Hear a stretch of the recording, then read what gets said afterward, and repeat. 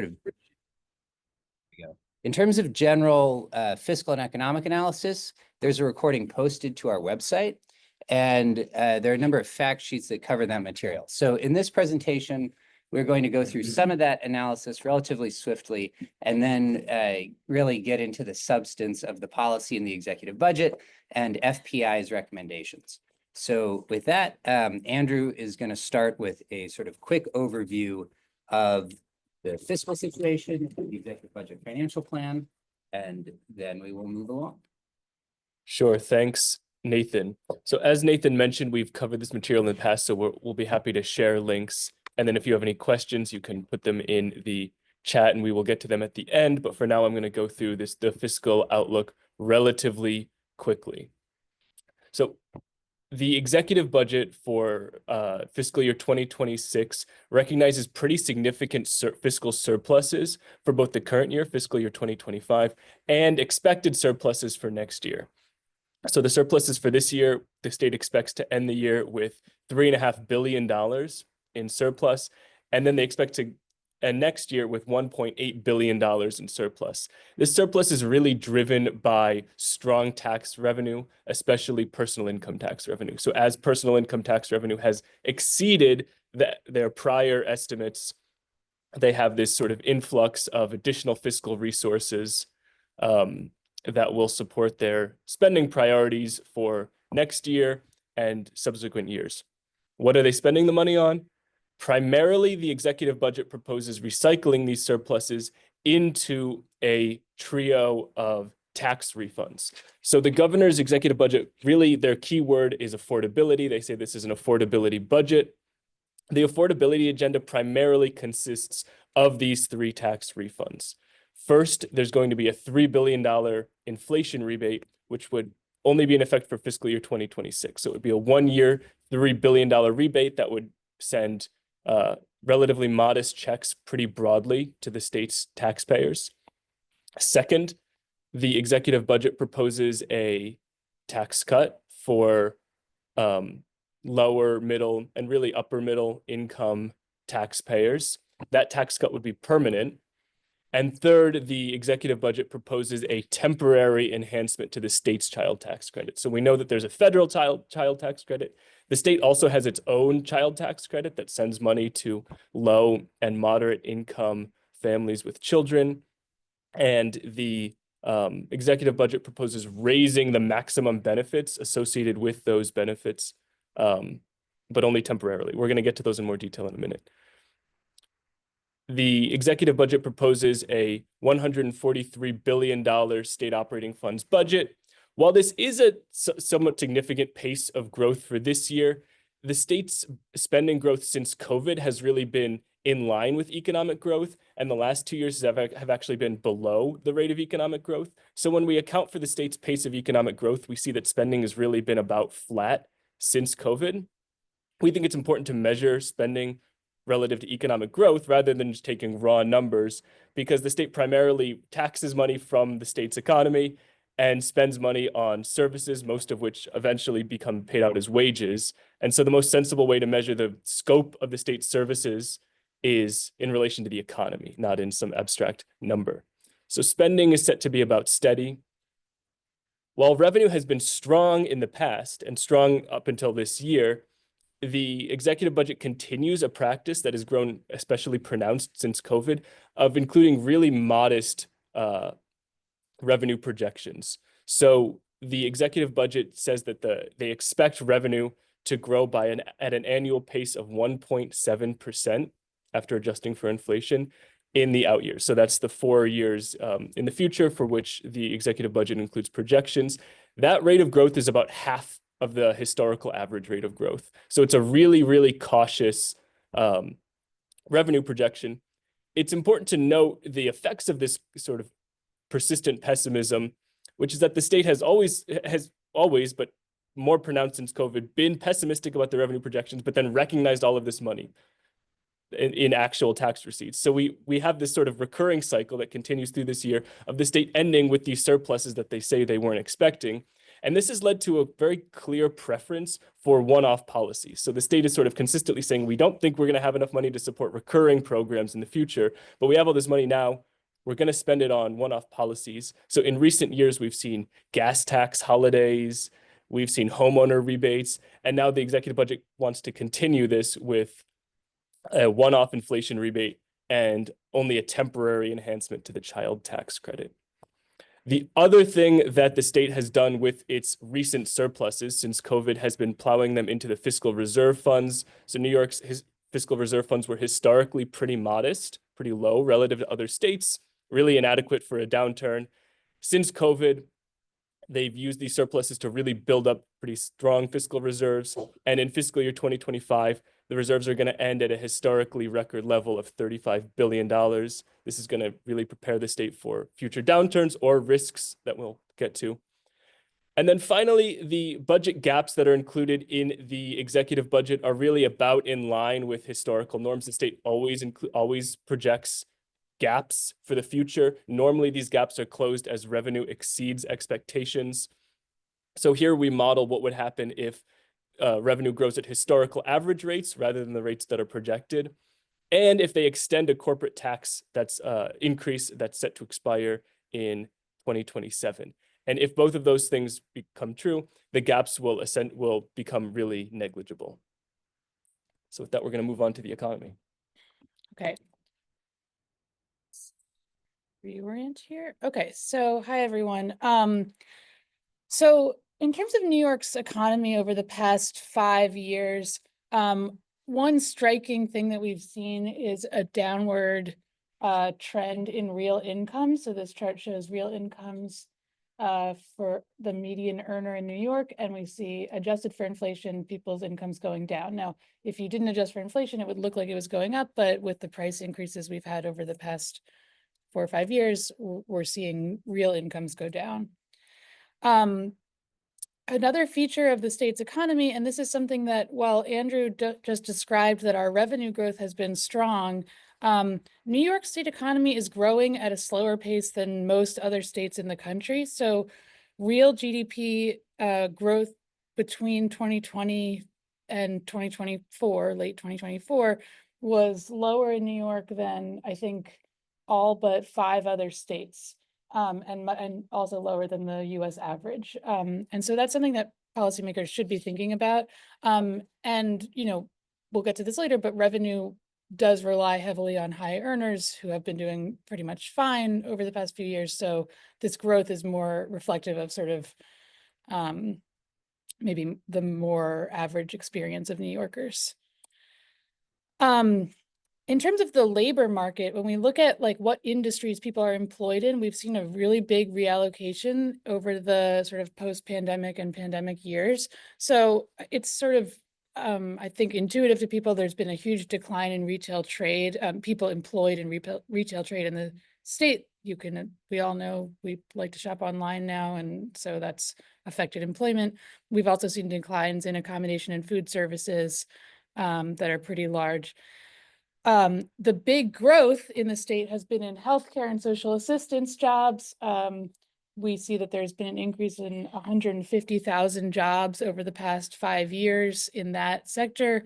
And that sector includes a lot of different types of jobs of a lot of different wage levels. So when we look at sort of industry by industry, looking at the average wage in the industries, this is sort of grouping them by their average wage.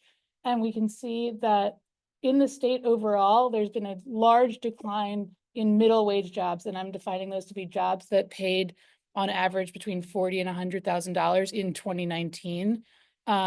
So the jobs that paid medium incomes in 2019 have declined. The employment in those sectors has declined, whereas employment in high wage and low wage jobs has increased over the past 5 years. When we look at state and local government, we also see a decline in employment. There's been a decline of approximately 28,000 workers in public administration in the state, which is one of the main places where people are employed in government. There have also been declines in education services. There's been an increase in the public workers in healthcare and social services, but that increase does not match the increase there has been in the private sector. So across the board, we've seen sort of relative declines in the public sector workforce. When we look at the public administration jobs specifically, so the decline of 28,000 workers working in public administration in state and local government, we see that there's a decline of 6,500 jobs in local legislative bodies and 300 jobs in state level legislative bodies. There's a decline of about 10,600 jobs in correctional institutions and a decline of 4,700 workers in police protection. We see a decline of about 3,000 people who are working in the administration of Social Security, disability insurance, Medicare, Medicaid, unemployment insurance, and workers' compensation. And the state government also saw a decline of 700 jobs in public finance activities, and tribal governments also saw a decline of about 300 jobs, which is 14% of their workforce, a large share. So this is a sort of large decline in the public sector workforce in the state over the past 5 years. And though I don't have it on the slide, it matches a long run decline in the state workforce. I'm now moving into sort of a policy specific domain, which is unemployment insurance policy. So moving a little bit out of the workforce analysis and into a policy issue that the state is facing. This year, the New York unemployment insurance program has three major shortcomings. One is that the benefits are too low. The maximum benefit is set at $504 per week, which, if you think about that in sort of annual terms, is the equivalent of a salary of $26,000, which is below the minimum wage and not sufficient to live on in the state. The benefit only replaces 50% of an individual's previous earnings, and that's only if you're below the maximum benefit rate. So basically, you're likely to get $26,000 a year or less in the rate of benefit that you get on New York's current unemployment insurance program. And many workers are excluded from the scope of the program's coverage. Just to make sure everyone's on the same page, unemployment insurance is an essential part of a social safety net. And the fact that New York has such weak coverage and small benefits is a major issue for the state economy and for workers. So it makes it so that people might be thrown into poverty if they lose their jobs. And it also means that if there's a downturn, people are not supported economically, which could create a worse economic cycle and sort of a downward spiral in the economy. In order to make any reforms to the system, New York would have to pay off a $6.2 billion debt that it holds with the federal government in its unemployment insurance program. New York had to borrow about $10 billion, I believe, from the federal government during COVID to meet the demands of the unemployment insurance program. We still have an outstanding debt of $6.2 billion, which would need to be paid off before any of the program's shortcomings could be addressed. And additionally, this $504 per week number is actually should be automatically increasing, but has been frozen in time because of this outstanding debt. So if we paid the debt off, that number would automatically rise. So in the current executive budget proposal, the governor appropriates $165 million to pay the interest on this debt. So not to pay off any of the debt itself, just to pay the interest on the debt. That is coming out of taxpayer dollars. And as I just said, it doesn't actually reduce the debt burden held by the state. It's not clear, my opinion of the state economy, especially given federal policy turbulence and sort of economic uncertainty, is that it's not clear that New York will attain solvency in its UI system before another recession or another high unemployment period. We know that there's already been a lot of layoffs of federal workers. These workers, for example, are receiving the low benefit rate in New York. FPI has 4 main policy priorities for the UI program in New York. The first which is just necessary to accomplish the others, is to pay off the UI debt as soon as possible. And in our briefing, we lay out a few ways that New York could accomplish that. Second, it's increasing the benefit rate and the maximum benefit that the program offers. Third, I haven't spoken about this, but the program, one of the reasons we had to borrow so much money is that the program is sort of chronically underfunded. To address that, we recommend that the state increase the taxable wage base so that the program has more secure funding. And finally, we recommend expanding UI to to cover the currently uncovered workers in the state, which are many. This is a chart showing you that the maximum benefit in New York is less than most peer states. And these are a few of the proposals that are currently out there for for workers who could be covered and are not currently covered. The most well-known of which is the Unemployment Bridge Program, which would expand unemployment insurance to cover undocumented workers, self-employed workers, cash economy workers, and people who are in reentry from the carceral system. There's also proposals to expand UI to cover education support staff, such as custodial staff or cafeteria staff in schools who lose their work during the summer. And there's also proposals to improve UI for striking workers. Okay, with that, I will pass it over to Nathan for tax policy.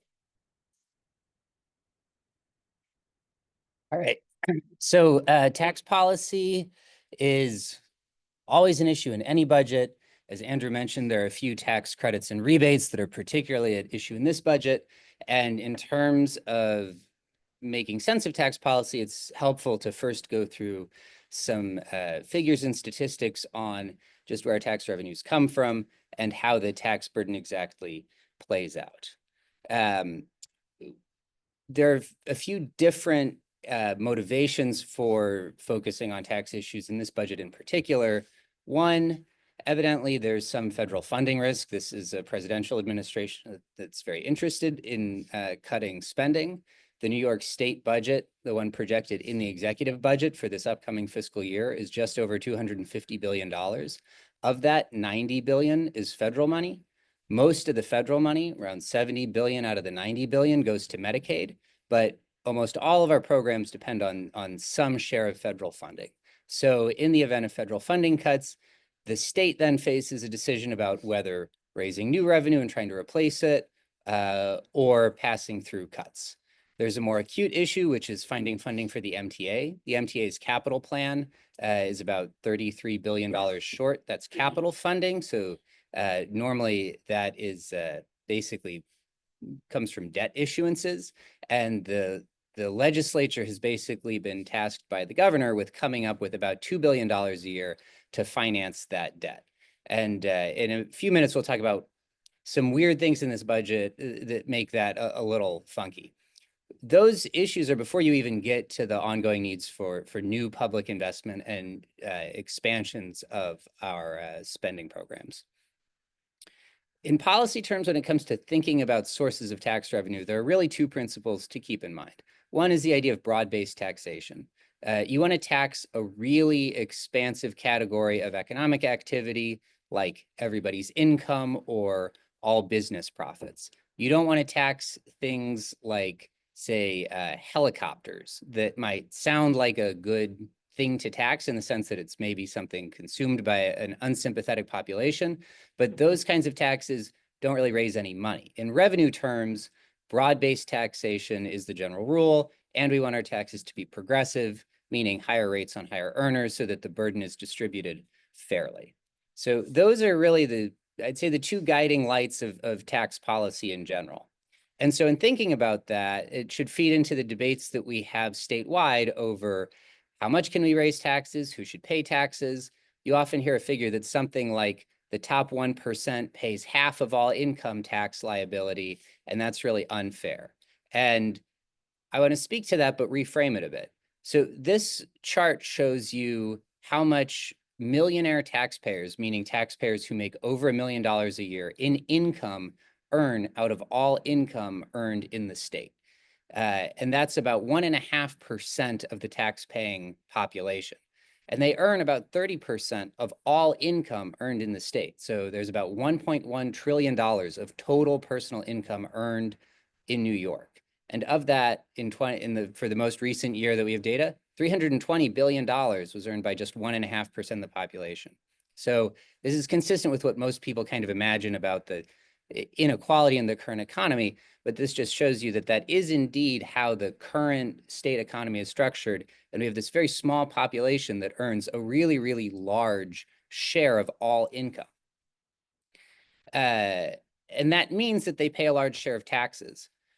Prior to 2021, when we had a few tax increases, they paid about 30% of all, or they earned about 30%, a little under 30% of all income, and paid about 40% of all taxes. Now we have slightly higher tax rates. So depending on the stock market, they earn like 30 to 35% of all income, and they pay just over 45% of all taxes. This has always been a crux issue in state policy debates, because a number of objections are made to this structure where people say either it's unfair or it's unstable because you depend on this top share of earners for so much revenue. But when we look at it, this is basically an unavoidable outcome because they earn so much of all income, and because we want to have a little bit, at least, of progressivity in the tax code. So that kind of drives the macro picture here in terms of who's earning money and who's paying tax. You can further break down that population's income in ways that are also instructive for policy concerns. Investment income, what we call capital gains, is overwhelmingly earned by this millionaire taxpayer group. They earn about 80% of all investment income, and over half of it goes to people who make over $10 million a year. Sometimes we talk about taxes on capital gains, and people will make an argument that's like, well, that's bad for working people because what about your 401k? And there's a little bit of technical confusion about exactly how the taxes work there. But the important big picture point is, even though most people have like a little bit of investment income, the overwhelming majority of investment income goes to very high earners. A similar category that gets a lot less attention is business profits. There's a tendency to think that that businesses and corporations are synonymous, but in reality, most businesses are not organized as corporations. There are other entities like partnerships, S corporations, LLCs, and most high earners they have jobs like being a partner in an investment bank or a law firm or being a real estate developer. And most of their income comes from the profits of the businesses that they own that get passed through to them individually. About 70% of all business profits are earned by these millionaire taxpayers. Again, there's sort of a common or rhetorical tendency to think that if you talk about a partnership or an LLC, that's like a small business and a mom and pop shop. But the reality is that, again, a significant majority of the income flowing through those businesses is actually going to this top 1.5% of taxpayers. And then there's this other fact about the system that is not very well known, but is very important in tax policy debates, which is the fact that if you don't live in New York State, but you work in New York and you earn your income from a job in New York, you still pay New York State tax. And so when it comes to concerns around, are people going to leave the state? What about migration and mobility? Actually, over 60% of this millionaire taxpayer population lives out of state, primarily in Connecticut and New Jersey. But they still pay tax to New York because they have a job in New York, because the only place where you can make millions of dollars a year is one of a small handful of major global cities that are financial hubs. So they're still working in New York, normally in the city, and they're paying tax to New York. This shows you that there are some non-residents in each income group, but they're really quite concentrated in those upper income echelons. All right, so shifting gears just to talking about the policy issues that are at stake. The first thing I want to go through is to elaborate just a bit on what Andrew mentioned, which is that the governor's signature policies in this executive budget focused on affordability are basically tax cuts and rebates. So they want to spend most of this year's $3.5 billion surplus on checks to 93% of households, calling it an inflation refund. In short, we don't think that's a great policy. The checks are $300 for a single person, $500 for a married family, up to a family income of $300,000. that's spread very thin across millions of people. It's unlikely to have an impact, and there's a long list of better options for spending $3 billion. The second thing that is sounds maybe more innocuous, but from our perspective is deeply concerning, is a proposed middle-class tax cut.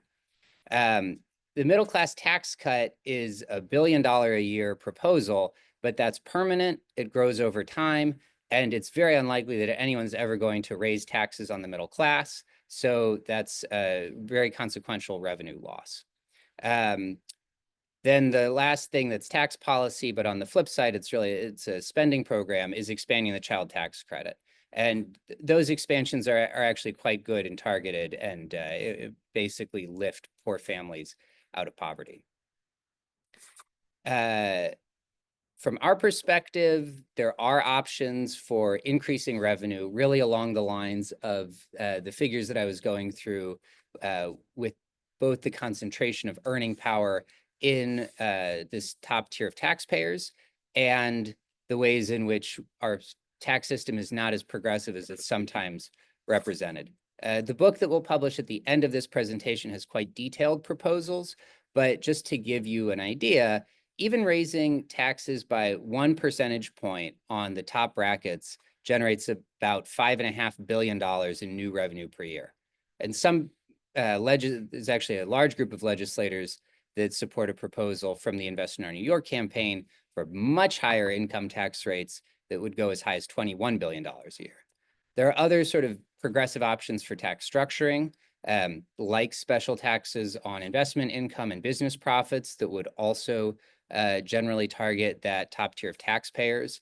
And outside of the income tax, actually, there are promising options for expanding the sales tax to cover services and broader-based business taxes.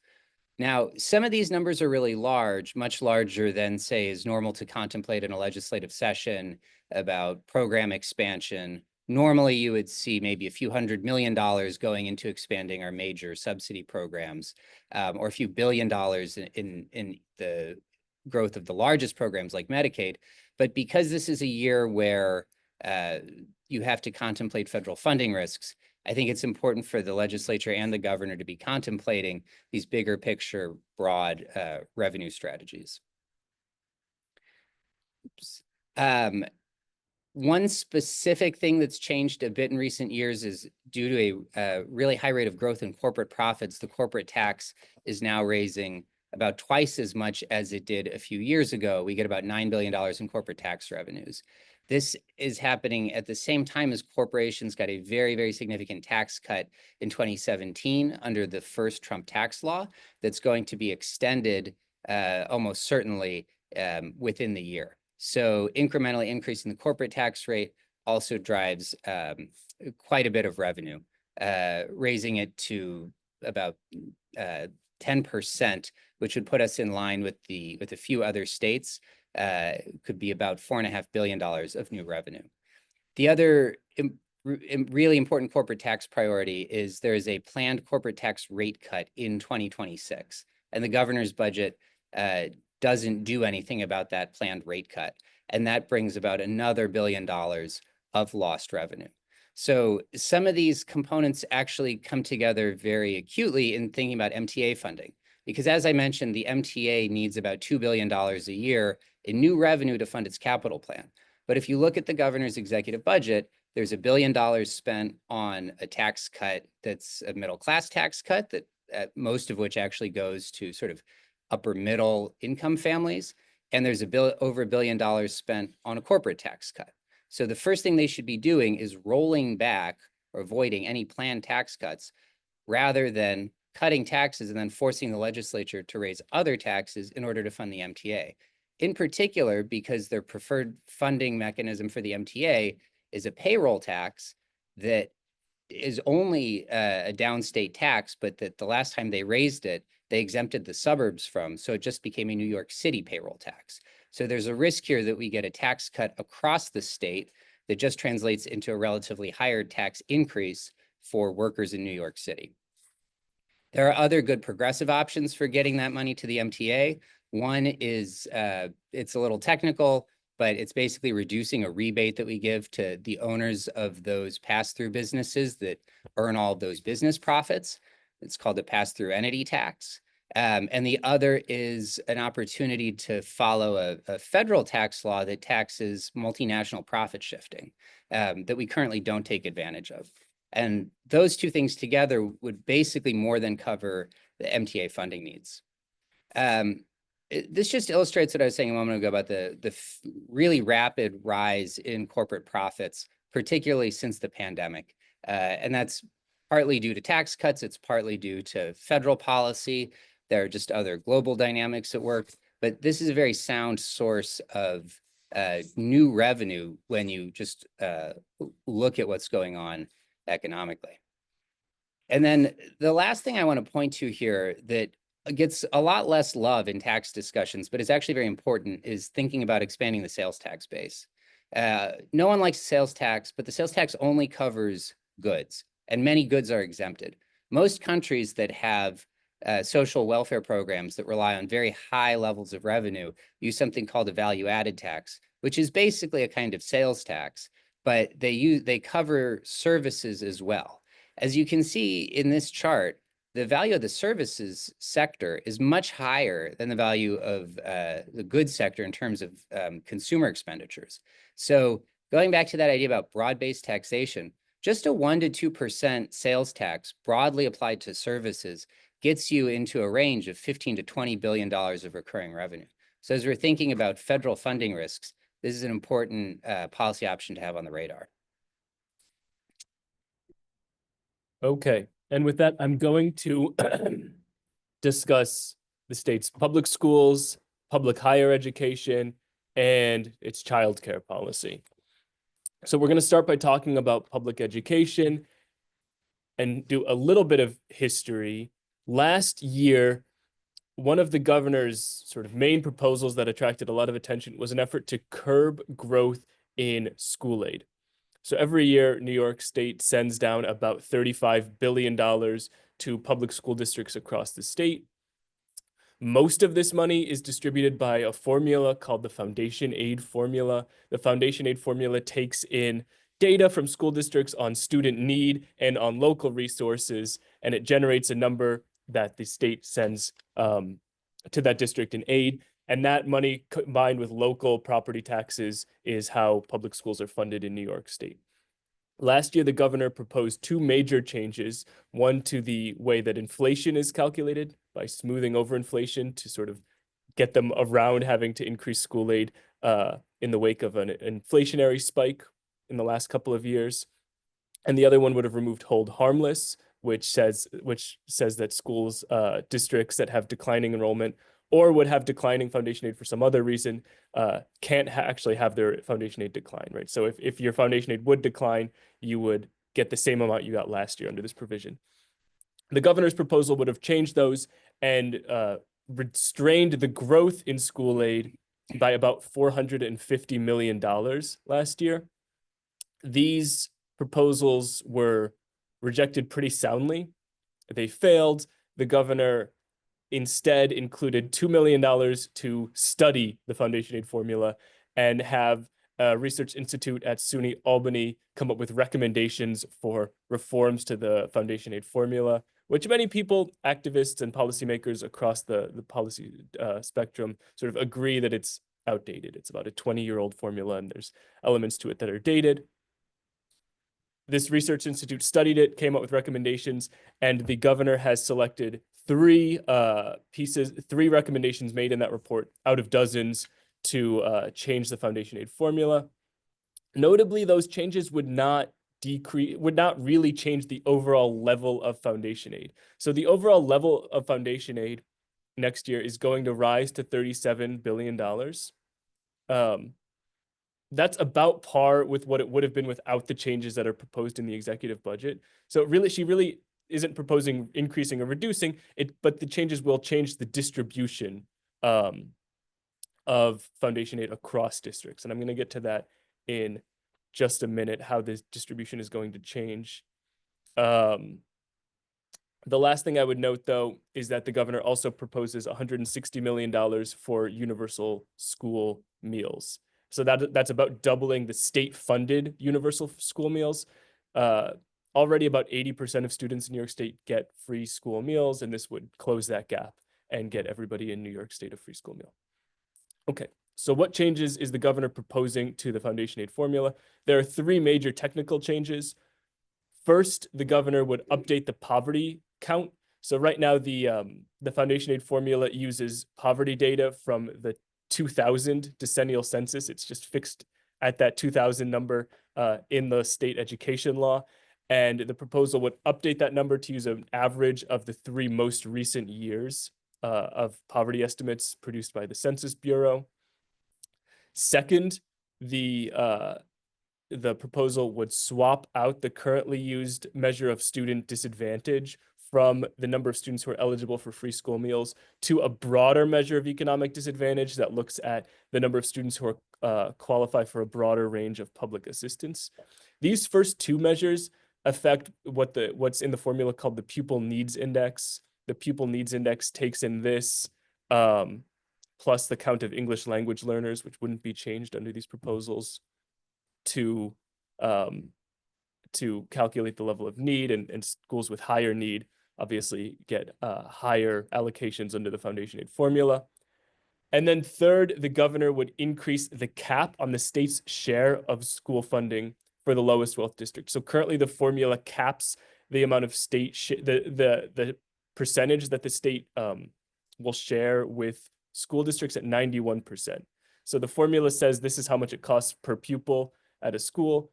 And for the lowest wealth districts, the formula will allocate 91% of that level. The governor's proposal would increase that factor to 93%. So it's giving a boost to the lowest wealth schools. And then finally, this isn't a technical change to the way the formula's crunched, but the proposal would give all schools a guaranteed minimum 2% funding increase. So normally, if your funding would go down under the formula, or your data hasn't changed that much, your allocation might be flat. The governor wants to guarantee a minimum 2% increase. So if your foundation aid would increase more under the normal formula, this doesn't apply. This change would really sort of smooth out the changes under that are going to happen with these other three. So as I mentioned, those changes don't really change the overall amount of school aid in New York State. It increases by something like $20 million, which in the grand scheme of New York State school aid is pretty negligible. It affects the distribution. Namely, New York City will get about $350 million less under these changes than it would have without the changes. So New York City's foundation aid allocation for school year 2026 is still going to rise relative to school year 2025, but it's going to rise by $350 million less than it would have without these changes. And New York City is really the big exception here.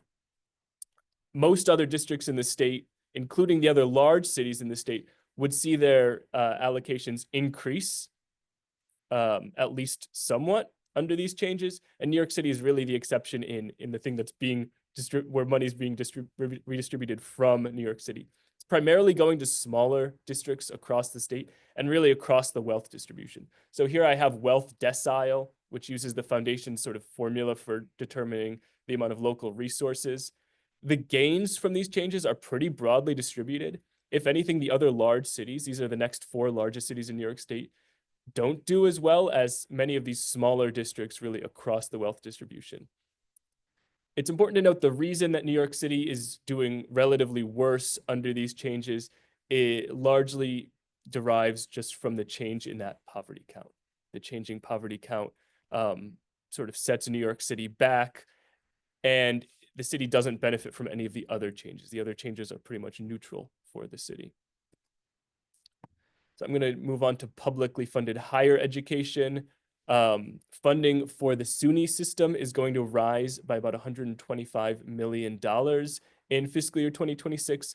Notably, all of this increase goes towards central administration. So we're at a moment in the SUNY system where there are deficits on a number of state-operated campuses, a number of four-year colleges across the state have deficits. They're starting to cut programs. They're entering into restructuring agreements with the state government where they agree to reduce course offerings in exchange for some temporary support. This budget really doesn't address that, but it sends more resources to the central administration. And those additional resources are really at the discretion of the governor. So it's written into the budget proposal that the plans for dispersing these money would have to be approved by the budget director.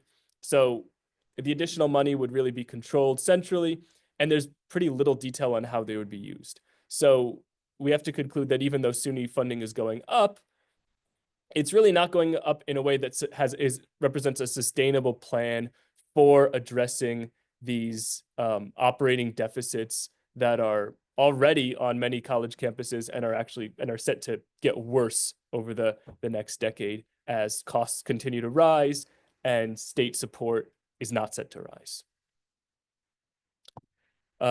Funding for the CUNY system will rise, but also by about $120 million, which is a larger percentage increase in state aid to the CUNY system. It's about this SUNY budget is going to go up about 3%. The CUNY support from the state is going to go up by about 6%. This is largely automatic. The state's operating support for the CUNY system is prescribed in state education law, and this money is mostly going to the operating costs at senior colleges for which the state is responsible. Community college operating funding is going to be held steady, but community colleges are going to see a little bit more money than they did last year because of a proposal in the executive budget called the New York Opportunity Promise Scholarship. This scholarship would create a limited form of free community college for adults. So it would be a program where adults who are aged 25 to 55 and want to enroll in a community college degree in a specified high demand occupation. And these occupations include nursing, engineering, and jobs related to the green economy. It would provide free tuition, fees, and books for these students. The program would spend $21 million for SUNY community colleges and $14 million for CUNY community colleges. Our estimates is that between these two systems, you could support about 4,700 students with the funding that's being appropriated in the first year. That's obviously a pretty small fraction of total community college enrollment. So overall, this represents a pretty modest effort to increase access or free community college education. And then finally, we'll get to childcare. Childcare funding is set to rise pretty briskly in 2026. It's going to rise by $170 million, which represents a 19% increase from the prior year. That's of state funds. The federal government additionally contributes about $750 million to childcare every year. This program provides childcare subsidies to low and moderate income families with children. This funding increase really reflects the phase in of expansions that have been acted in prior years. So in the past 2 years, the state has raised the income eligibility threshold for these childcare subsidies. They've raised the value of the childcare subsidy, so the maximum amount that these subsidies will pay out to childcare providers. And they've taken other smaller steps that facilitate access and let more families apply and benefit for these programs. So the 2026 executive budget doesn't continue to expand this program, but as those expansions take effect, we're seeing use of the program start to rise.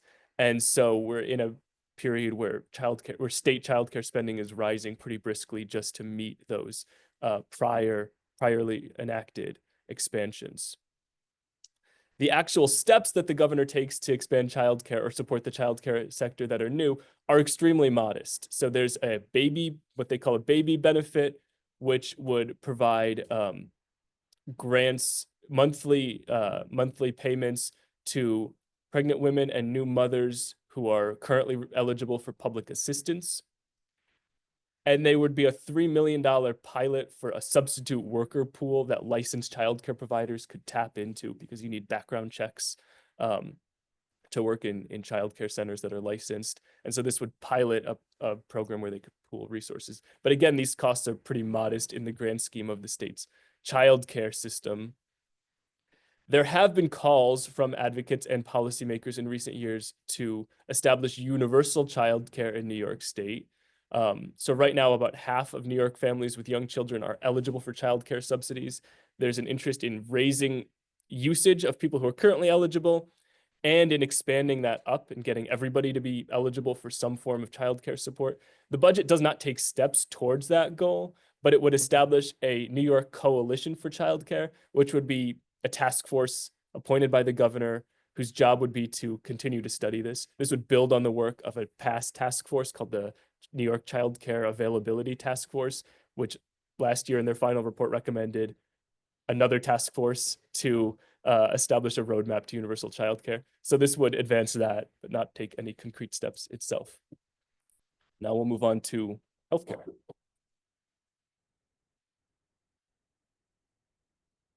Hi, good morning. My name is Michael Kanuka, and I'm the Health Policy Director at FPI, and I'm going to talk a little bit about the state's healthcare system generally and what the executive budget does to it.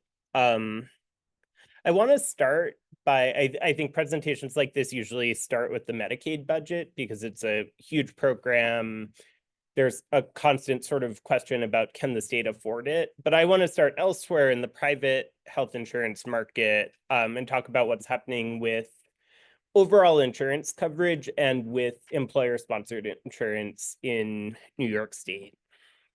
So the story of insurance coverage is one of real victory and progress. Over the past 10 years, we've reduced uninsurance by more than half, right? Like this is basically the ACA expansion and the essential plan have gone a long way to guarantee access. The people who remain uninsured are in a variety of groups. There's some categories of undocumented immigrants are not able to get public program insurance, but others are at this point. There's folks who just are falling through the cracks or they're in transition. But broadly, we've made a ton of progress on insurance. What remains really challenging is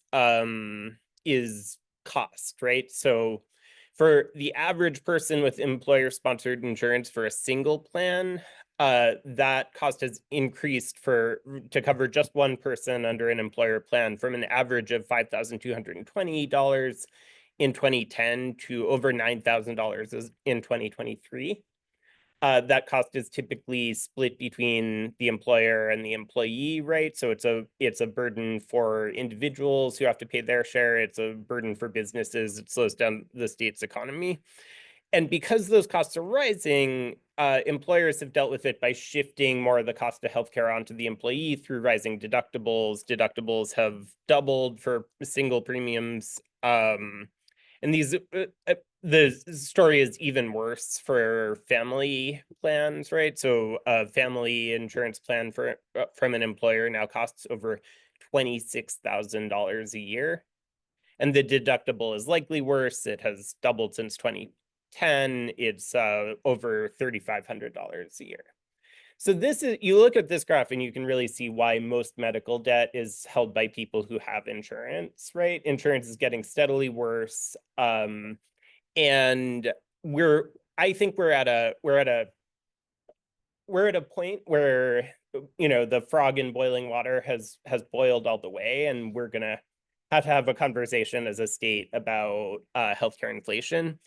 One point I want to make here is about how these numbers compare to public program insurance. So to cover someone on an employer-sponsored plan, a single individual costs almost $9,200 a year. To cover that same person on Medicaid and sort of basic Medicaid that provides health insurance is much, much cheaper, $5,600 a year. The essential plan, this cost has increased quite a bit in the past couple of years, but the essential plan in 2023, it was also extremely cheap. And the reason for that is straightforward, is public insurance programs pay less for pharmaceuticals, they pay less for hospital care, they pay, you know, they hold down prices and restrain spending. And people feel different ways about that naturally, right? But the thing I want to emphasize here is sometimes people will say New York's Medicaid program is too expensive, we can't afford it. And the question is, compared to what? Because if those same people were insured under commercial insurance, it would be costing the state more. All right. In terms of, I'm going to just speed through this. Addressing affordability, the executive budget does not do a ton. There's a really interesting proposals in circulation from Senator Kruger on hospital price regulation. It's a longer conversation, but what I would say is, again, we're gonna have to figure out how to address this problem as a state. And I think the regulation of prices is likely a big part of the answer. Moving on to Medicaid. So Medicaid is the largest program that the state operates. It hit $110 billion per year in sort of all fund spending, including federal spending. It's projected to hit that in fiscal 26. And I wanted to talk a little bit about Medicaid enrollment. So Medicaid enrollment before the pandemic started was around 6 million total. And then during the pandemic, for obvious and less obvious reasons, it really spiked to 8 million. And as the pandemic wound down and federal regulation of disenrollment has ended, it has fallen quite a bit, back down to 7 million, but that's still like way above where it started. And so there's a question of like, okay, why are we about 1 million enrollees higher than where we started? So this graph just sort of shows that dynamic, and it shows mainstream, the big bottom thing here is mainstream Medicaid, which is basic insurance for low income people. And then managed long-term care is the very narrow band in the middle. You can see that it's growing a little bit, but it's not that big in terms of enrollment. And then the top blue area is just sort of fee for service. It's a grab bag. And what I found is that most of the growth is actually in that fee for service component.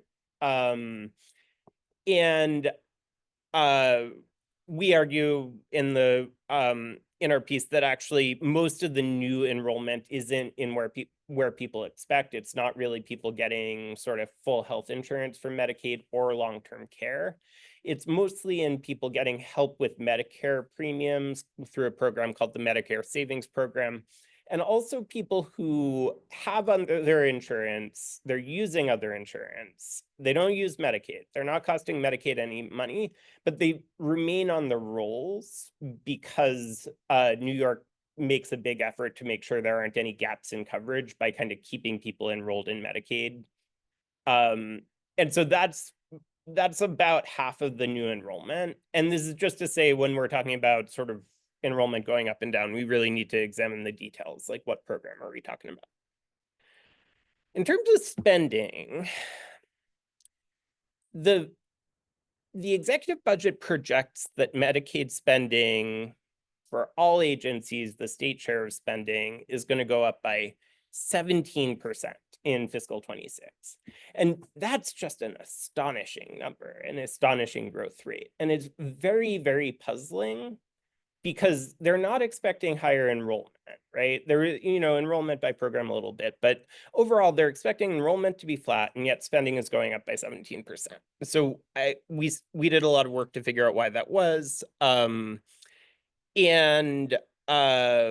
key thing to understand about it is that it's about state share spending is going up a lot. So that's the middle purple line here. Thank you.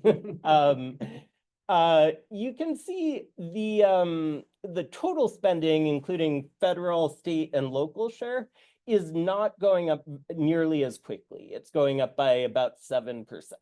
And the reason state share spending is going up so quickly is that the federal share of Medicaid is sort of flat, is not increasing as the program grows. Part of that is pandemic wrapping up, and part of that is other dynamics. So you could say the total program is increasing at 7%, but I argue even that is sort of misleading, because if you look at the way the the state is accounting for some one-time stuff and for a new financing mechanism called the MCO tax. It actually, all funds, sort of all agency Medicaid spending is actually increasing by less than 4%. So the headline number is extremely high, but that's driven mostly by federal policy changes and some accounting stuff. It's not driven by underlying growth. I'm sorry, am I way over time? Okay, sorry. All right, well, I'll try to move quickly through this. The big innovation in Medicaid financing this year is something that was authorized in last year's budget, and the state got federal approval for it, which is the MCO tax, which is going to generate 2.1 billion in new federal Medicaid dollars for the state in this fiscal year. So the way it works is we tax the managed care insurance companies that sort of operate the Medicaid program. We raise taxes from them. Then we give some of that money back to them as Medicaid spending, but it gets a federal match. So like we tax 3.3 billion, we give them back 1.2 billion. The federal government kicks in more money, so they're made whole. They effectively don't pay any tax. And we have $2.1 billion left over, free and clear, to spend on Medicaid. So this is like a really good and also kind of crazy thing the state is doing. It's approved for the next 2 years.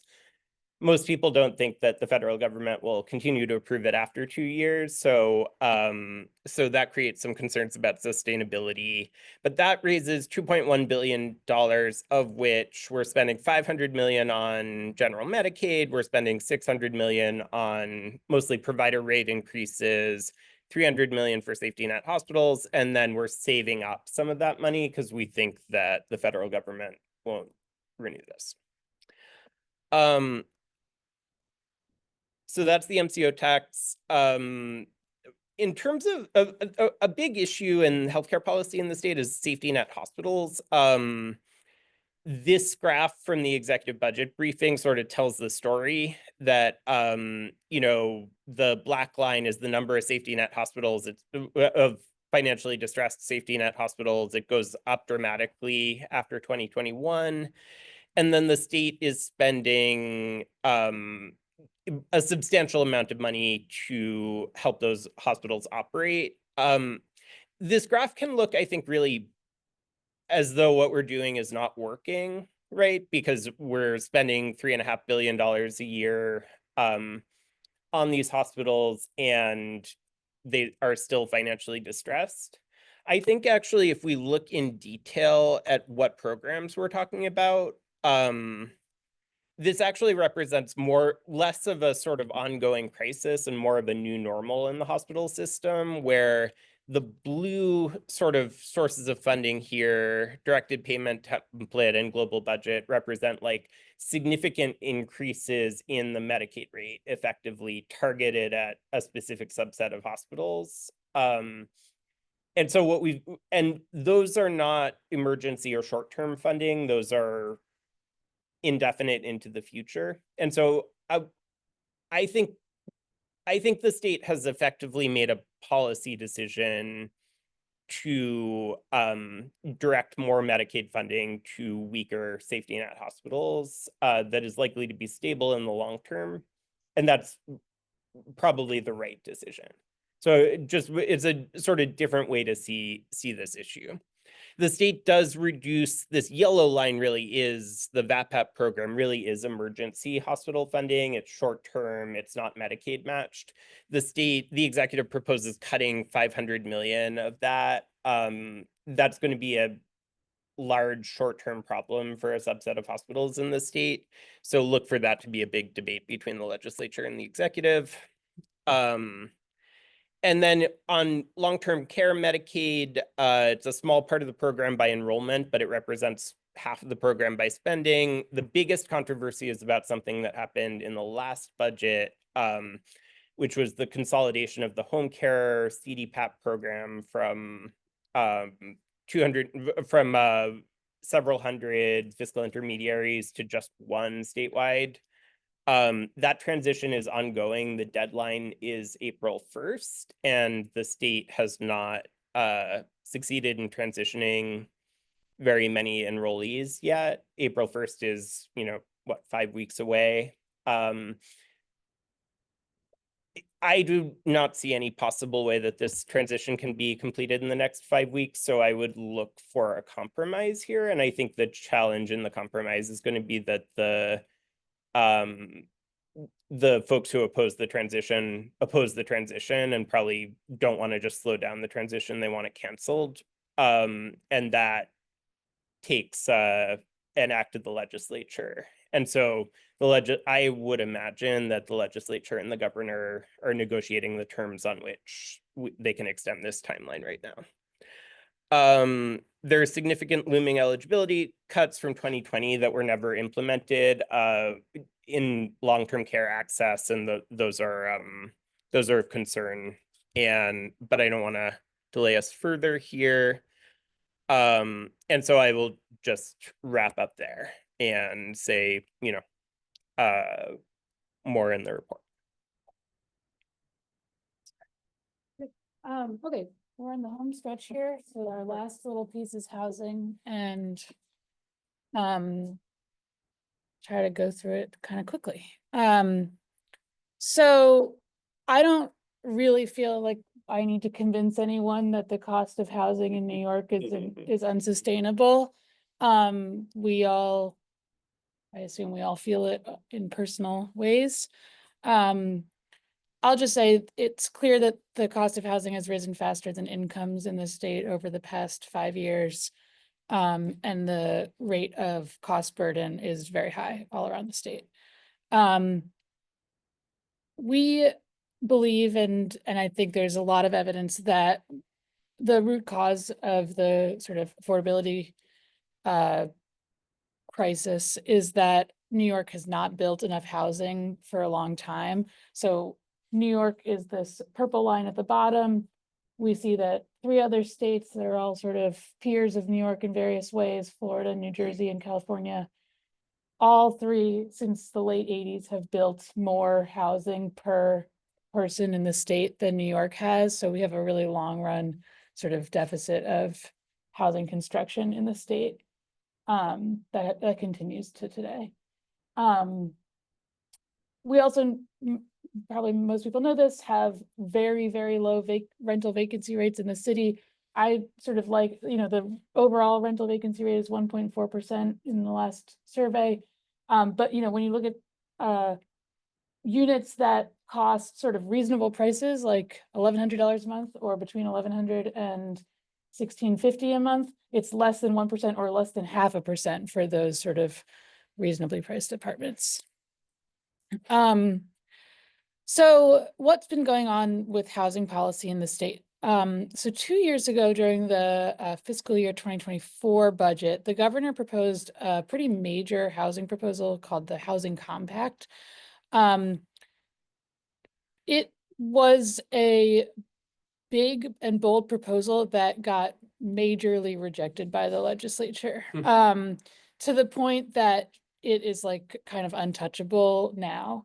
But the thing that was good about it was that it proposed major land use reforms, including transit-oriented development, which is putting up more multifamily housing near transit hubs, and local production mandates for localities all around the state, which is really the way you would promote more housing if you wanted to really seriously promote more housing in the state. So unfortunately, that was so politically toxic that it has been sort of abandoned by the governor. And last year, so 1 year after the Housing Compact, last year, the governor and the legislature and various groups came to a housing deal that they called a landmark housing deal, which basically resulted in the expansion and renewal of housing production tax incentives that had sort of already existed for the most part. So they renewed some things, and they made some modest expansions. There was an adoption of good cause eviction, which protects tenants from sort of being evicted from their home without cause, and also protects tenants from sort of price increases in their rent that are unreasonable relative to inflation. So it helps people not sort of get priced out of their apartment. There were some modest land use reforms, but not something that we would think would really get to the root cause of the housing supply issue. And then notably in New York City, in the last year, the City of Yes housing policy got passed by the city council and the mayor's office, and this is projected to increase the amount of housing by 80,000 units over the next 10 years. And I don't think I put the number in the slide, but the deficit of housing in the state right now is on the order of 800,000 units. So it's like 10% maybe of the total deficit that City of Yes addresses. It's a win for housing, but it's not enough. I already said there's sort of been a lack. Now there's no more push for bold and sufficient land use reform. So I'm going to skip this, but if you're interested in the federal funding risks, you can take a look at our briefing. There are some, I'll just point out that I think NYCHA in the city receives significant operating and capital funds from the federal government, and those are at risk with the current administration. So what is the executive budget doing at the state level this year? There is a proposal to reform the State Environmental Quality Review Act, SEQR, it's called. It would streamline regulatory hurdles that some multifamily developments face. However, it's restricted to buildings that are less than 10,000 square feet total. And 10,000 square feet might sound like a lot, but actually it's like less than 4 units on average. And so that's really not going to apply to that many buildings. There's also, okay, this made it into, whoa. That was sort of fascinating. This is not something that the governor is proposing, so please ignore the second half of this slide. I'll come back to it. The governor does propose a revolving loan fund funded at $50 million, which I would not say is that much money given the size of the state budget.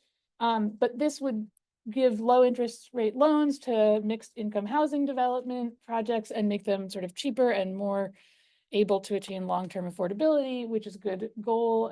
And this is a model that's been used very successfully in Maryland and more recently in Massachusetts.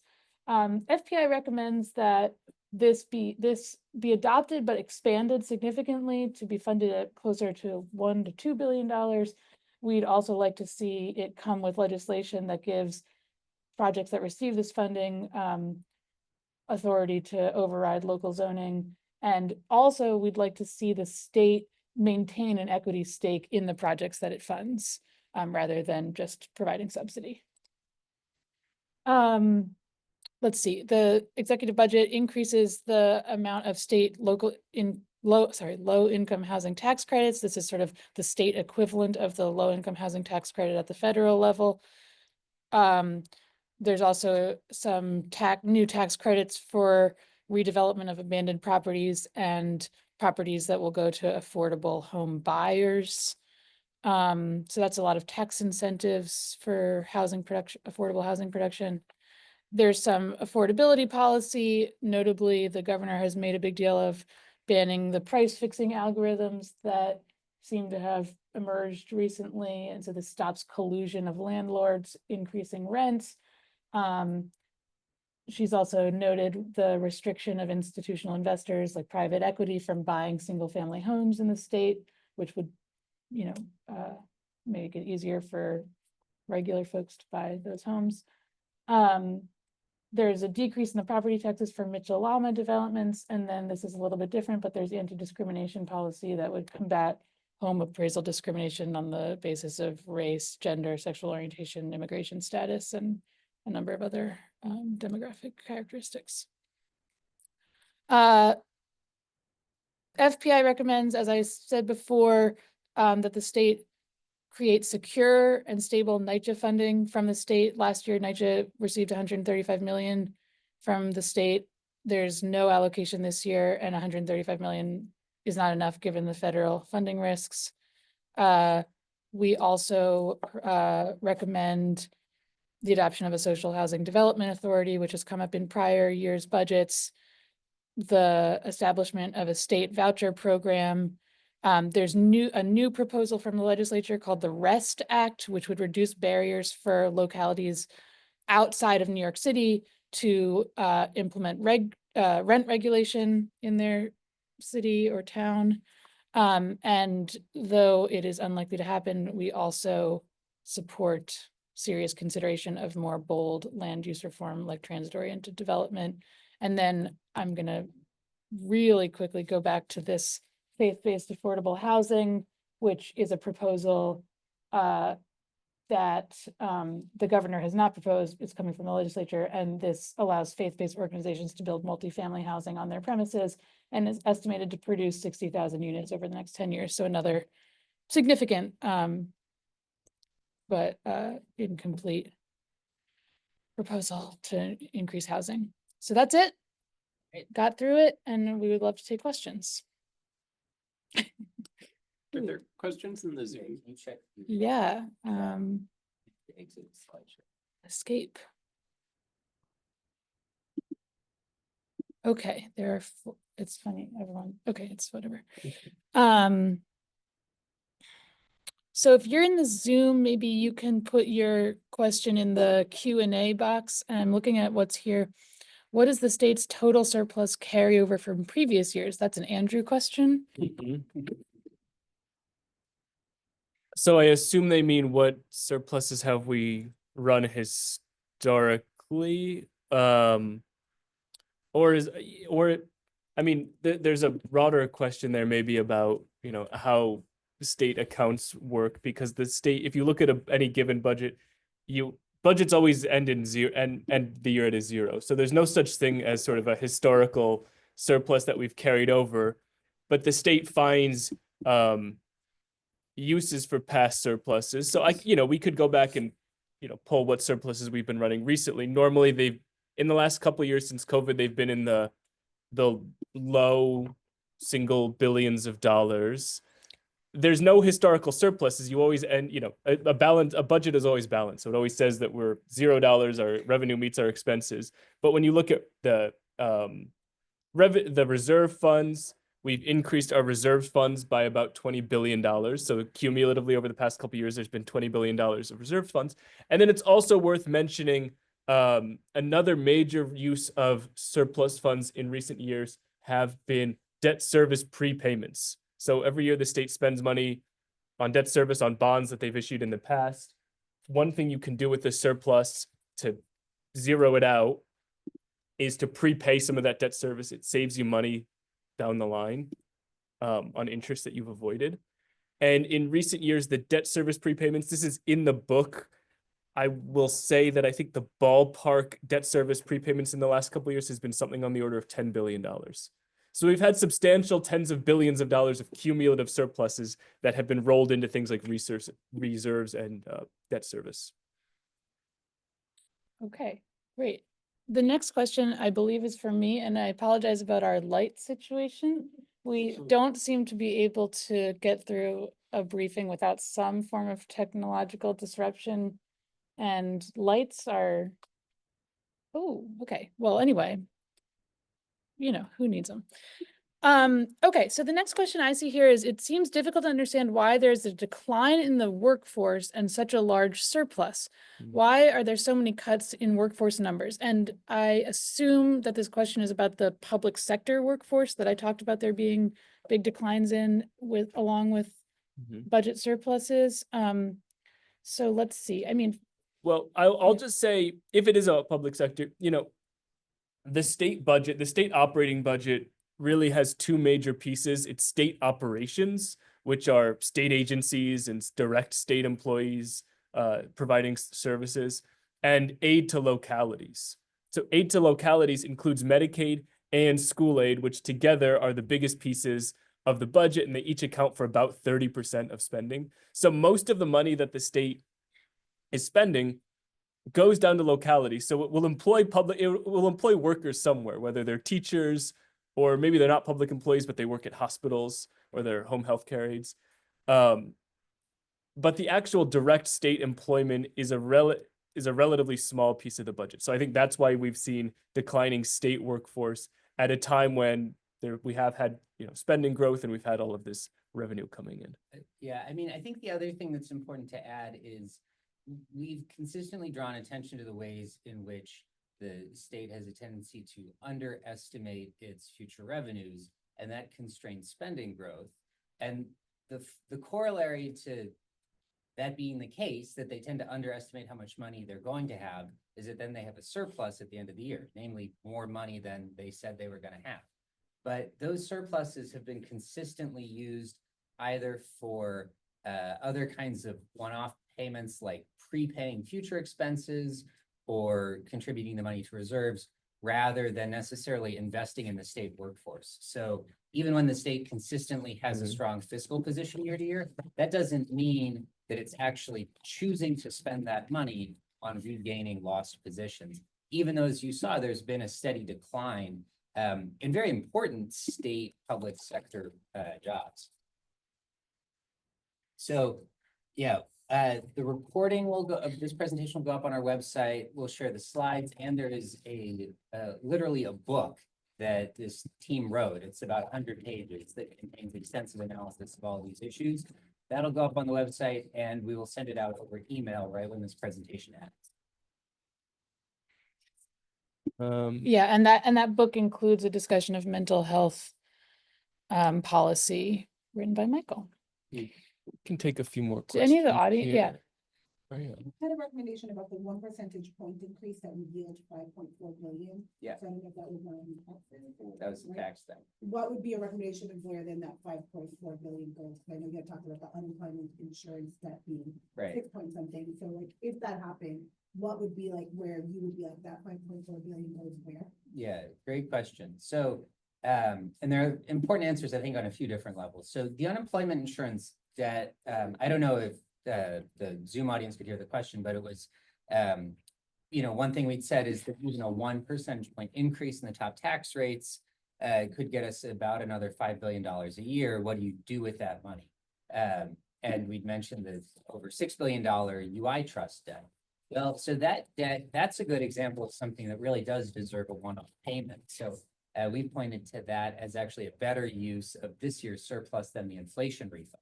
Right? Nobody's really going to notice the inflation refund, but if we have a period of elevated unemployment, the fact that the state's not in a solvent position with its UI trust is going to be a very serious issue for any workers who face unemployment. And that obviously has broader economic consequences.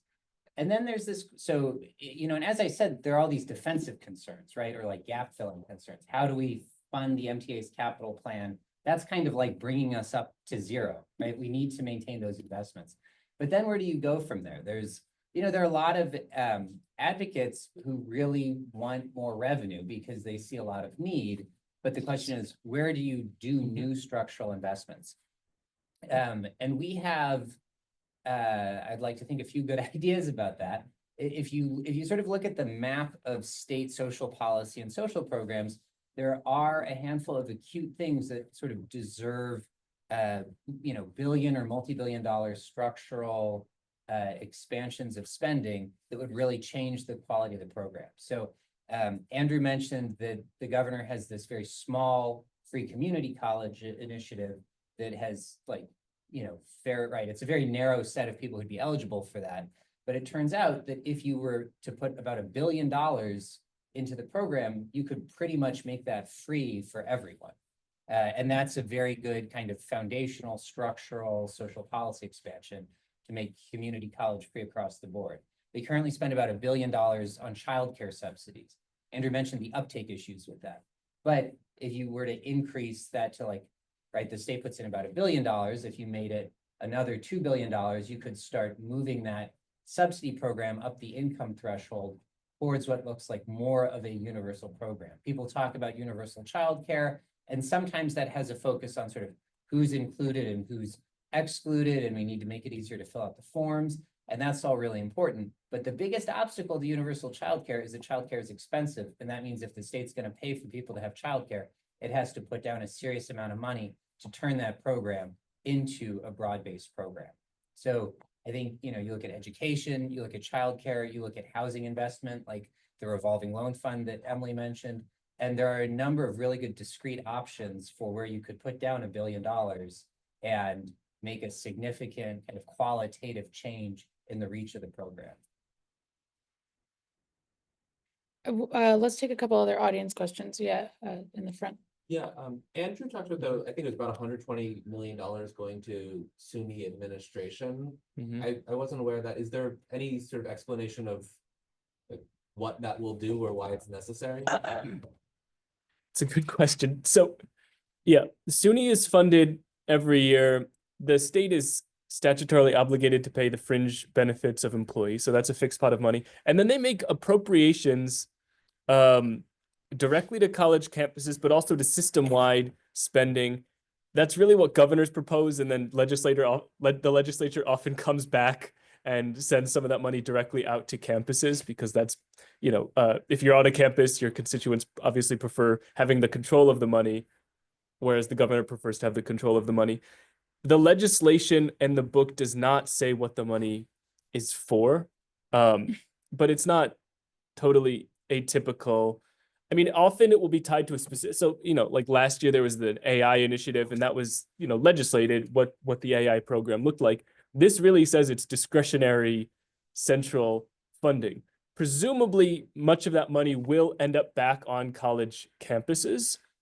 If you're a campus with a deficit, you contact the SUNY central administration and you say, we're going to enter into this deal where we cut these programs and you give us some money that sort of lets us balance our budget in the short run.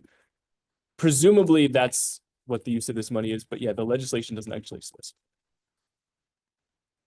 So Ben from Assemblymember Treth's office in the chat asks about this proposal that Emily mentioned in the housing section to prevent private equity buy-ups of homes. Says, should be expanded to corporate ownership.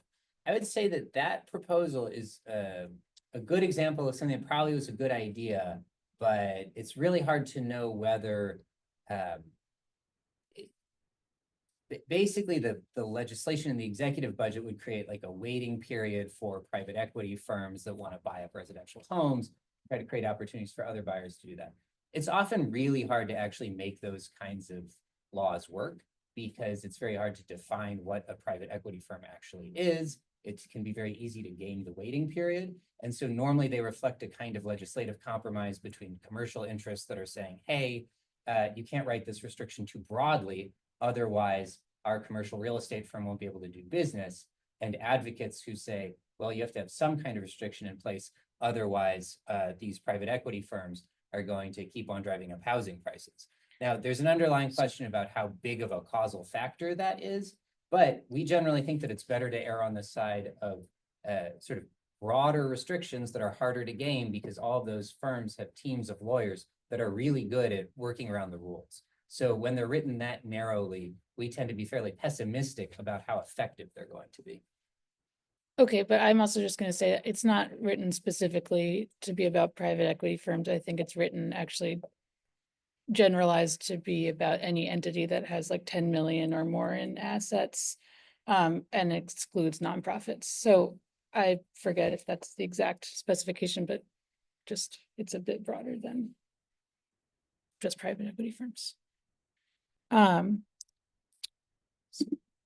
I think there's a couple more questions live in the room. One quick thing that I think Andrew or Michael can answer is about from the chat. There's a question about whether any of the SUNY funding is going towards teaching hospitals, specifically downstate. Yeah, good question. So last year, the closure of the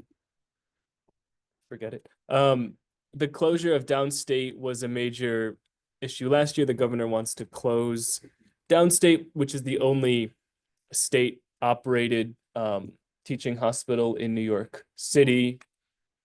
They compromised on a plan that will continue state support, but likely start to curb the services that are offered at downstate, and it's still possible that it will close altogether. So every year the state makes routine appropriations that go directly to its teaching hospitals. The state has 3 teaching hospitals, downstate, upstate, and Stony Brook. That would be in this state-operated campuses line in this table, which is being held flat. So the state is not changing the amount of operating assistance they provide to any of their teaching hospitals. So it essentially maintains this status quo that pushes towards reducing or closing downstate med. And it, That said, the governor made a substantial capital commitment. There's ongoing conversations on SUNY downstate. So, yeah. I think the jury is out on how those negotiations will end. the jury's out, right? Because so that's a good point. It's important to distinguish operating and capital. So downstate, it has this operating loss, which is why the state wants to push towards closing it. So capital could be used to improve the actual hospital and make it solvent. You could also use capital funding to do their original plan, which is build a little wing in Kings County Hospital that they call SUNY downstate. So yeah, I agree that the jury is out. So we're at 11:30, but there are a few questions here on foundation aid that. Okay. Oh, sorry, another audience member? I think there's 2. Okay, Mhm. question. Wondering what some of the proposals that the governor rejected were, and if FBI has a position on like those proposals, or maybe how you think the foundation should. Yeah. I'm sorry. So I was reading this question, which is not related to yours. So the first part of your question was describing last year's proposals. Yeah. What was rejected? So yes, there were two big changes that would have really driven the reduction in foundation aid last year, were a change to the inflation factor and change to the hold harmless. This year. Those, yeah. So those were recommended by the, I mean, both of those changes were included in this report. There's dozens of recommendations in there. The report unfortunately didn't calculate the net effect of everything or the individual effects. So it's not clear if you adopted the entirety of the report, it's not actually clear what would happen to foundation aid, which I think is in contravention of the law that authorized the study, but that's another matter. So, there are things in there like those 2 changes that are in the report that would reduce foundation aid. There are things that would increase foundation aid spending. So one thing that was not included that I think would help New York City and also improve the formula and give a more sort of accurate cost of what it costs to educate somebody in the city is what's called the regional cost index. So the formula has this index where it sends more aid to higher cost parts of the state. Currently, the formula uses data from 2003, and that data is fixed there. In the last 2 decades, the regional cost disparities in New York State have continued to rise. So obviously 20 years ago, New York City was also more expensive than upstate, but that gap has increased. I think, and then there's sort of some funny stuff with which suburbs are included with the city and which aren't, that distort some of the aid across all of downstate. So I think that's somewhere that you would look to rationalize the formula to give a more accurate picture of how much it costs to educate somebody here. And almost any change to the regional cost index would be to the benefit of the city, just because those costs, I mean, there's different ways that you could calculate it, but the cost disparities have grown. So any update would be beneficial for the city.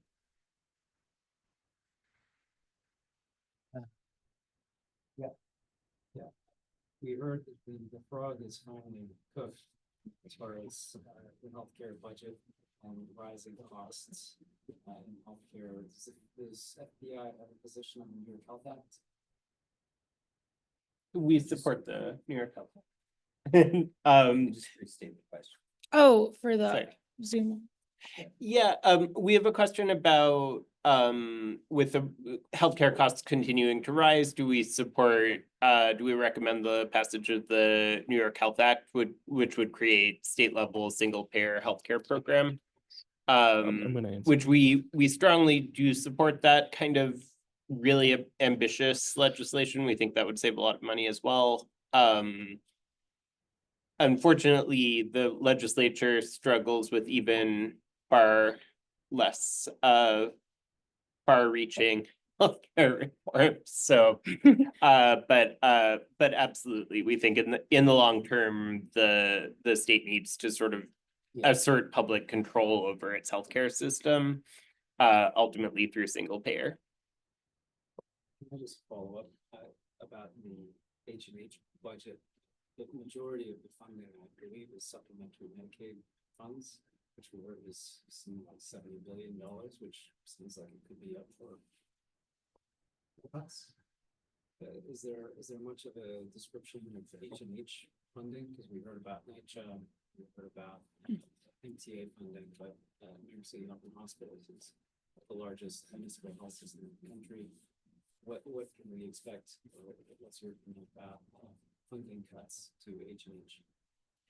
We're getting a question about New York City Health and Hospitals, which is the 8-hospital public hospital system in New York City, and how funding for H&H looks and how it might be changed. I would say the big news on H&H is that the supplemental funding is being shifted from disproportionate share hospital funding on federal authority to a different, what's called a directed payment template. And if that's successful, it'll be, I think, really good for the system in terms of getting it out from under the gun of the disproportionate share hospital politics. That said, H&H requires a lot of ongoing Medicaid support. The federal government is threatening to cut Medicaid. The city and state are going to have to be ready to step up if that happens. So, wait, do we have follow-ups? When you were talking about like here, can I do the 2026, something about it would be like a short-term problem for hospitals. I think it was, I don't know, they would reducing of parts in yellow or something like that. Which hospitals in particular, like, did you have hospitals in mind? Is it a region? So yeah, that was. Sorry. Opportunities. Oh, yeah. So the question was about this yellow part of this graph, the VAPAP funding, voluntary vital access provider assistance program funding, which is short-term non-Medicaid matched aid for hospitals in sort of acute financial distress. I think they are required to have less than 15 days of cash on hand to receive VAPAP. So that's, you don't want to be there. The state does not publicly release which hospitals are receiving that funding at any given time. But I think it's going to be a mix of hospitals across the state that are either high Medicaid or rural, what are called sometimes sole community hospitals, you know, that are might not have the service mix. And you know, frankly, I think that $500 million cut would be really bad and really scary. I think the legislature will probably push back on that in a year when the state really has plenty of money. All right. We're almost 10 minutes over. I have 2 questions here on the poverty count that I would like to get to. Can you see how many people are left? And can you flip to the I don't know if I can Quick do this. that. There's still We still have 49 50 people. here, so I guess the attention of a Uh-huh. large crowd is holding. So, all right. We can keep doing this all Look, day. obviously, if you need to leave, That's please impressive. feel free to leave. Nobody but- feels that For the We'll considerable be here. Hostage. person audience, Yeah. don't go Yeah, out. for our Okay, hundreds all of right. Well, keep going. in-person I think. Let's participants. talk We'll about give the it a few more minutes. Yeah, let's talk about the poverty measure just because I have 2 here that are pretty detailed and knowledgeable questions. they want to know why, what's going on with New York City's poverty measure. Is it really decreasing? Relative to 2000, it is decreasing a little bit. So it's decreasing a few percentage points, but that few percentage points does drive a change in the pupil needs index that is spit out of the formula. Interestingly, this is the case with most of the other big five. So the big five are the 5 largest cities. They're sort of governed differently under the education law. Except for Syracuse, we see that the big five almost all have falling poverty and would have falling pupil needs indices. The other ones, though, tend to have lower wealth, and so that change to the wealth, the cap on the amount of state share for the lowest wealth districts would actually benefit 3 of the other big 5. New York City is in an unusual place where we are a large city with a high poverty rate. Poverty rate is still high, but it's come down a little bit. But we also have such high wealth and high property values that kind of docks against us in the formula. And that's sort of why we're set apart from the other large cities, is that we have this inequality of this high student need, but also high wealth, which cut in different directions against the formula. Now, it's worth noting that the proposed change from free and reduced price lunch to the economic disadvantage count does not hurt New York City, because New York City has a large population of its students are in this broader definition of economic disadvantage, which again is sort of, a broader measure of use of any public assistance programs, defined a little bit broadly. So New York City does have this large stock of its students who are in the economic disadvantage count, but its poverty rate is coming down a little bit. It's worth noting that the poverty count is does not factor in local costs, right? So New York City is more costly. So your economic need is going to be higher, even if you're just above that poverty net line. Right now, the formula just takes a simple average of those 2 measures. The poverty count and the economic disadvantage count are averaged together. And so the poverty count brings down New York City's pupil needs index. You could argue that the federal poverty measure is just a totally inadequate measure of pupil need, and we should just go with the broader count altogether. And that would not count against New York City. That New York City comes out, it's a pretty minimal impact for New York City switching to the economic disadvantage count, unlike the poverty measure. Two questions, Frank. Mhm. One is, you mentioned expanding community college to, it comes at $1 billion. Does that incorporate current expenses with? Or is that on? Yes, it does. Just explain. So the question is about our cost estimate of free community college for everybody who's currently enrolled in community college. We said it would be about $1 billion. And the question was that whether that accounts for existing scholarships and tuition assistance for community college payments. And the answer is that it does. So those payments are pretty substantial. They're in our book, but I think there's something on the order of $600 million. So we're subtracting that from our estimate because those are programs that are going to continue to exist. I mean, I'd say to me, the cost estimate was interesting because I didn't know how much it would cost. And so in the scheme of a $250 billion budget, the fact that you could actually make community college free for 250,000 people for $1 billion is quite striking. But it is partly driven by the fact that the state already makes a substantial investment in aid. So the total budget might be $1.8 billion. The incremental cost is another $1.1 billion. So it kind of cuts both ways. It shows you that the state has actually bought into the project of subsidizing it, but then you should really fill it out and go all the way.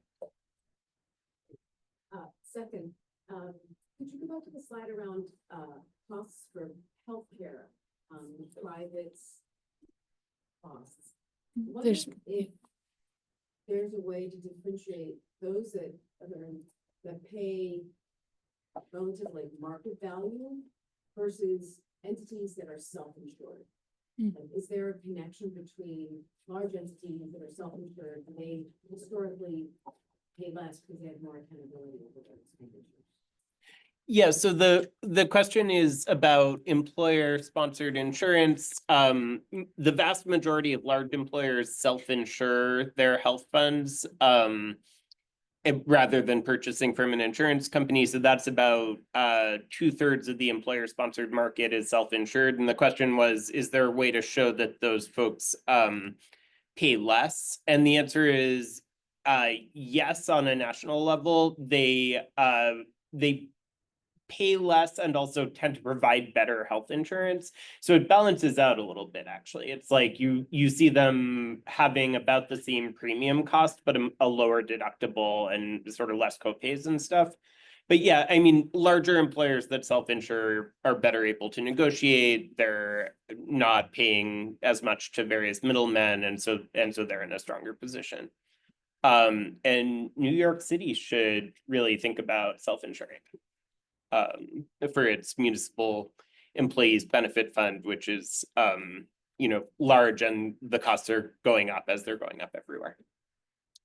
All right, it's 11:45.